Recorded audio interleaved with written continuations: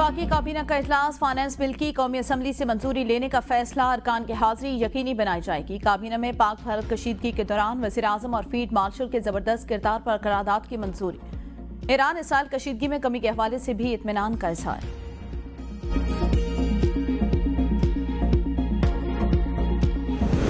Peoples party का budget मंजूरी के लिए वोट देने का फैसला। चेयरमैन बिलावल भुट्टो जरदारी की ज़ेर सदारत पार्लिमानी पार्टी इजलास में पार्टी अरकान को मालियाती बिल के हक में वोट देने की हिदायत। शाजिया मरी ने ब्रीफिंग में बताया, वफाकी हुकूमत ने पीपल्स पार्टी के बजट से मुतालिक तहफ़्फ़ुज़ात दूर कर दिए। पीपल्स पार्टी ने बेनज़ीर इनकम स्पोर्ट्स प्रोग्राम के बजट में इजाफे का मुतालबा किया, जिसे 20% बढ़ा दिया गया। बिलावल भुट्टो जरदारी ने सोलर पैनल पर 18% टैक्स को मुस्तरद किया था, जिसे अब 50% कम कर दिया गया। तनख्वाहों में 10 और पेंशन में 7% इजाफा किया गया। तनख्वाहदार तबके के लिए टैक्स स्लैब में तब्दीली पीपल्स पार्टी की मुशावरत से की गई। 1 लाख रुपए तनख्वाह पर कोई टैक्स नहीं होगा।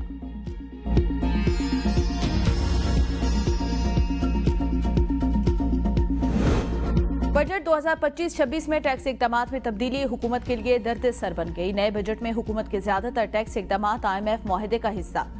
किसी भी किस्म की तब्दीली आलमी मालियाती इदारे के साथ मुआहदे के लिए खतरा बन सकती है। ज़राए के मुताबिक तब्दीली की सूरत में नए टैक्स इकदामात की जरूरत होगी। ई कॉमर्स पर 5% टैक्स, मशकूक और गैर कानूनी ट्रांजैक्शन पर इनपुट एडजस्टमेंट भी IMF मुआहदे में शामिल। 3rd शेड्यूल में मजीद आइटम की शमूलियत भी IMF मुआहदे का हिस्सा। बजट दस्तावेजात के मुताबिक IMF मुआहदे में फाटा पाटा के लिए सेल्स टैक्स छूट में 10% कमी भी शामिल। 850 सीसी गाड़ियों पर टैक्स की शरह 12.5% से बढ़ाकर 18% भी मुआहदे का हिस्सा।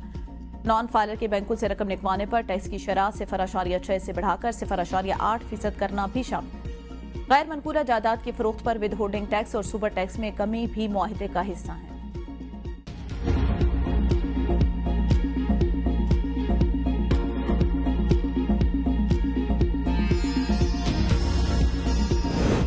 भारत की सिफारती मुहाज पर एक और शिकस्त। शंघाई ताउन तंजीम ने भारतीय झूठा प्रोपेगेंडा तस्लीम करने से इनकार कर दिया।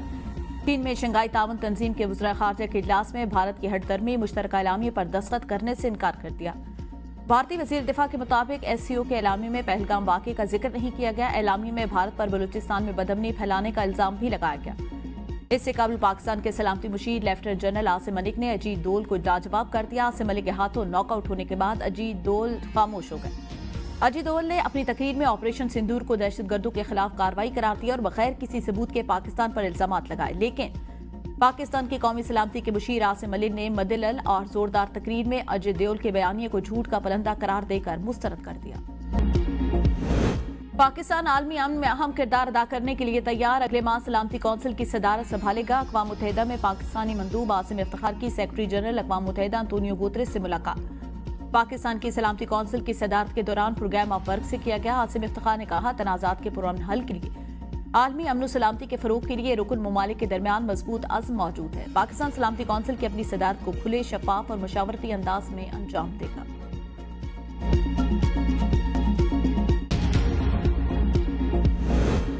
अमरीकी सदर ने कहा कि अमन के लिए जो कुछ हो सकता था हमने किया। ईरान इसराइल जंग दोबारा नहीं होगी। गजा जंगबंदी भी बहुत करीब। जल्द अच्छी खबर सामने आने वाली है। ईरान से आधा हफ्ते बातचीत शुरू होगी। मुआहदा भी हो सकता है। इसराइल और ईरान थक चुके थे। अमरीकी हमले की वजह से ईरान इसराइल जंगबंदी मुमकिन हुई। ईरान में जौहरी तनसीबात सफाई हस्ती से मिट चुकी हैं। अब ईरान जौहरी हथियार हासिल नहीं कर सकता। डोनाल्ड ट्रंप ने ईरान पर अमरीकी हमलों को हिरोशिमा पर एटमी बमबारी से तशबीह दी। चीन ईरान से तेल खरीद सकता है।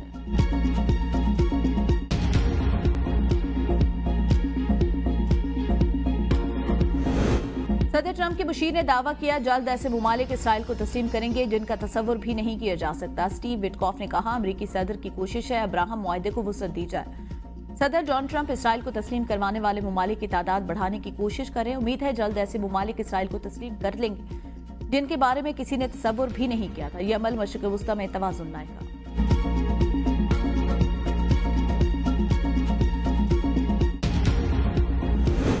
पाकिस्तान नाकाबिल शिकस्त है। साबिक भारतीय अफसर प्राविन सवाहने का एतराफ़। भारत की अस्करी क़यादत का मानना है पाकिस्तान को मैदान जंग में ज़ेर करना मुमकिन न हो सका।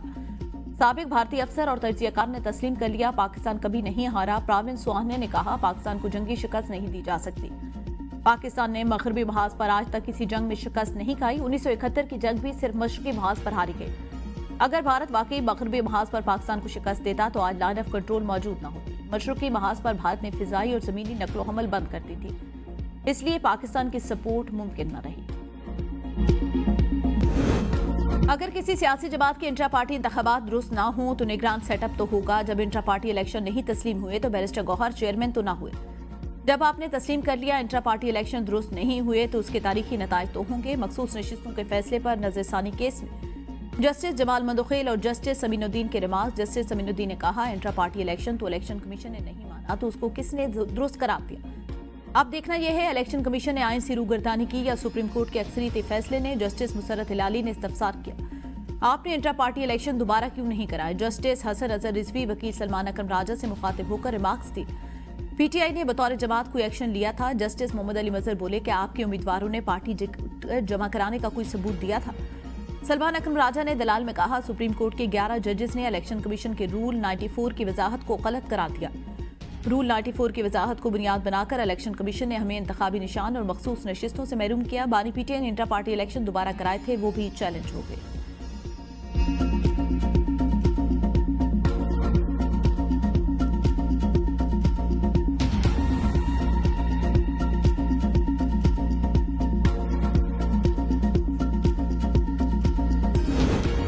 पेशावर हाईकोर्ट ने नैब को पीटीआई रहनुमा आजम सवाती की गिरफ्तारी से रोक दिया। अदालत ने आजम सवाती से कहा, आप इंक्वायरी में शामिल हो जाएं, गिरफ्तार नहीं किया जाएगा। नैब इंक्वायरी जारी रखे। अदालत ने समाअत 16 जुलाई तक मुलतवी कर दी।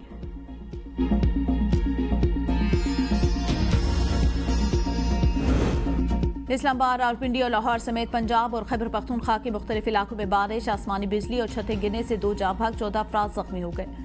कई इलाकों में बिजली की फराहमी मुअत्तल, सड़कों पर पानी जमा, कसूर में बारिश का पानी घरों में दाखिल, नदी नालों में तूफानी। लाहौर में भी कई मिलीमीटर बारिश रिकॉर्ड। मरी में धुंध ने डेरे डाल दिए। फैसलाबाद में 175 फीडर ट्रिप कर गए। बिजली की फराहमी मुतासिर। साहिवाल में भी सप्लाई मुअत्तल। वालाई इलाकों में लैंडस्लाइडिंग से मरकजी इशारा बंद हो गई। मुतअद्दिद सयाह फंस गए। बलूचिस्तान के वस्त मशरकी इलाकों में भी प्री मानसून सीजन का आगाज हो गया।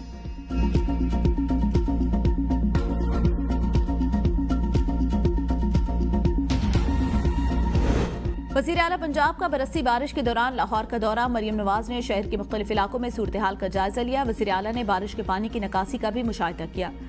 गुलबर्ग के ब्लॉक्स में सस्टेनेबल मॉडल के तहत खूबसूरत टफ टाइल्स और प्योर की तनसीब का जायजा। Fashion avenue, Zahoor Elahi, college road, Sir Syed road समेत दीगर कमर्शियल कॉरिडोर्स की ब्यूटिफिकेशन का मुआयना किया। मुलाजिम पर शेलिंग, लाठीचार्ज और गिरफ्तारियों के खिलाफ बलूचिस्तान ग्रैंड अलायंस की जानिब से सूबे के तमाम सरकारी दफातर में दूसरे रोज भी तालाबंदी जारी। बलूचिस्तान भर के तमाम कॉलेजेस, यूनिवर्सिटीज और स्कूल बंद कर दिए गए। एलामिया के मुताबिक सरकारी अस्पतालों में इमरजेंसी सर्विसेज के तमाम सर्विसेज का बाइकॉट। 28 जून को बलूचिस्तान भर में पहिया जाम हड़ताल भी की जाएगी।